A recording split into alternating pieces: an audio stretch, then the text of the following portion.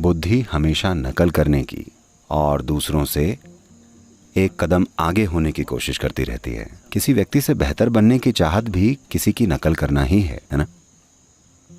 ये बुद्धि का स्वभाव है।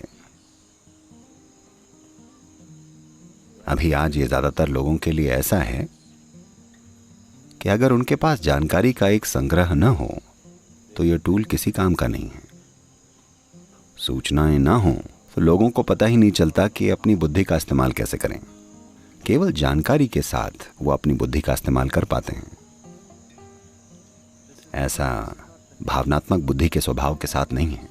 इसे किसी जानकारी की जरूरत नहीं है। ये हर चीज को खुद में शामिल करके उसको जान सकती है।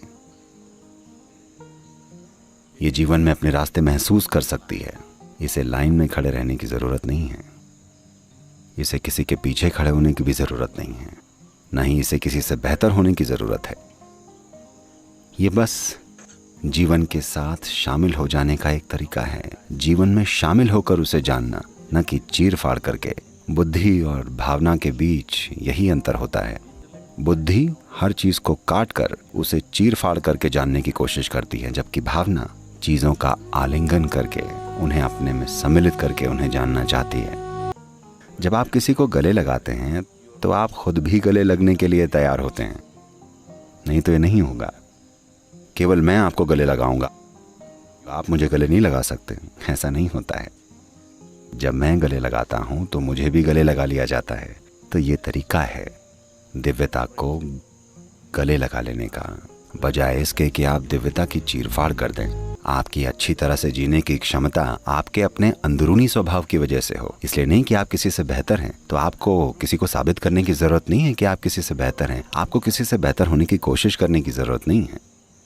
ये होती है भावनात्मक बुद्धिमत्ता। इसमें कोई हायरार्की या पदक्रम नहीं है। लेकिन अगर इसमें बुद्धि घुस गई तो अगर आपने बोला प्रेम, वो पूछेगी कौन ज्यादा प्रेम करता है। ऐसा कुछ नहीं होता।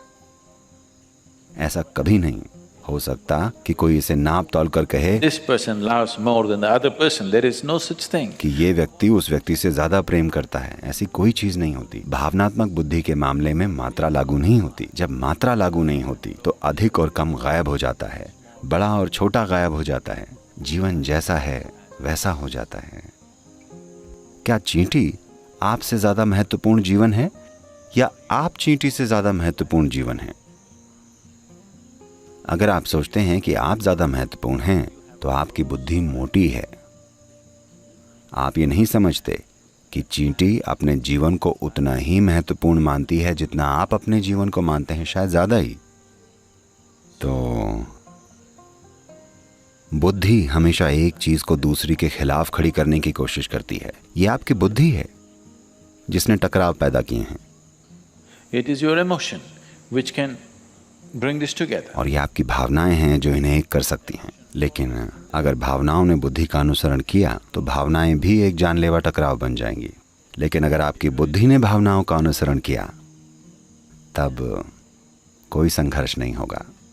दुनिया में मिठास होगी, तब दुनिया में अद्भुत परिस्थितियां होंगी। मान लीजिए आप एक बेहतरीन सिंगर हैं। वाह, आप कितना अच्छा गाते हैं, जरा देखूं तो आपके गले में क्या है। और मैं आपके गले को चीर डालूं और देखूं कि अंदर क्या है। मुझे वहां कोई संगीत नहीं मिलेगा, क्योंकि जीवन ऐसे काम नहीं करता। तो ये चीर फाड़ आपको उस जगह पहुंचा देगी जहां हर चीज अर्थहीन हो जाएगी। अगर आप अपनी बुद्धि को अपने जीवन के हर पहलू पर लगा देंगे तो आप हर चीज को अर्थहीन कचरे में बदल देंगे। बुद्धिजीवियों के जीवन में यही तो हो रहा है।